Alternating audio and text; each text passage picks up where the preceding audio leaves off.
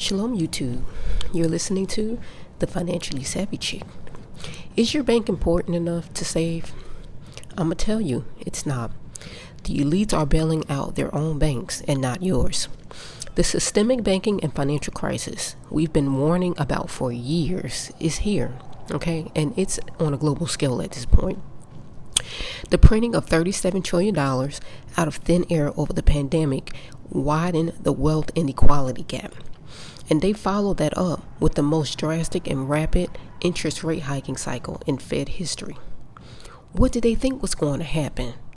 Now, the banks are failing. Silicon Valley Bank went from passing its KPMG audit with flying colors and getting their debt rated an A by Moody's mere weeks ago to the executives frantically paying themselves bonuses and selling their shares in the hours and days before the bank failed and was taken over by the FDIC. This reminds me of 1929, right before or right when the Great Depression took place. These so-called elitists, right, the 1%, they went and took their money out of the banks right before the crash came. Like, they already know what's going to happen. You can see it based on the charts, right? I mean, it's out there. There's nothing that's hidden from you guys. It's actually made public. And it's just that you're not paying attention or you just don't give a damn. 98% of the deposits in the SVB were uninsured, meaning that those deposits shouldn't have been covered by the FDIC insurance. The law states FDIC can only cover up to $250,000. Where in the heck does Biden or any of these other people find it within themselves to cover 100% of these balances? Like, okay. That means any account with balances above 250K were facing the loss of their funds. So if you had 10 million, you would only still get 250. But they're above the law. They don't fear Yahweh. They don't fear public. They don't know that they place targets on themselves by carrying out such irresponsible acts. But this is Silicon Valley Bank. This is where the elites place their bets on Silicon Valley's unicorn. So we can't have that. In a hastily convened meeting between the FDIC, the Fed, and the U.S. Treasury, it was decided that all deposits would be covered, insured or not. I did watch the live interview that Yellen where she was testifying about Silicon Valley Bank and so forth. I did watch that, and she was, these people lie right in front of you, and in some answers she didn't want to answer. She was dancing around the questions. And it's just very upsetting to sit here and watch that. I was getting upset. My husband's like, oh my God, calm down. It's not that serious. Because he don't care. But it's like, how can you sit here and watch these people and you know they're lying right out of their mouth? She sat there and said, so the Senator Lincoln, right, from Oklahoma, he asked her, what about the community banks in Oklahoma? Are you going to be covering those deposits too? She pretty much said no. They only going to cover Silicon Valley Bank and Signature and First Republic, like certain their elite banking. Pretty much is all she's willing with it. She said, well, it's going to be up to the Fed to decide whether or not or the majority, whether or not it's important enough to save. What? So your money is more important to save than mine's? Oh, Yahweh. So it turns out that only SVB and Signature banks are going to be covered.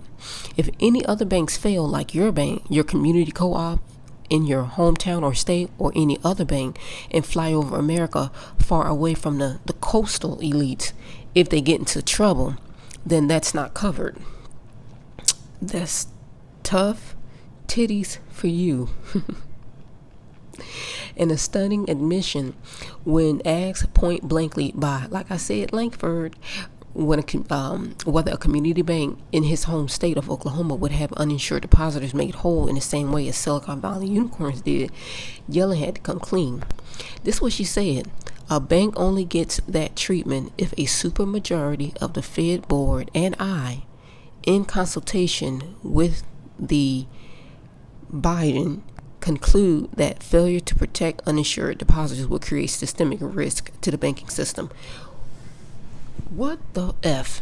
How could how could all other banks not cause us or be considered a systemic risk to the banking system?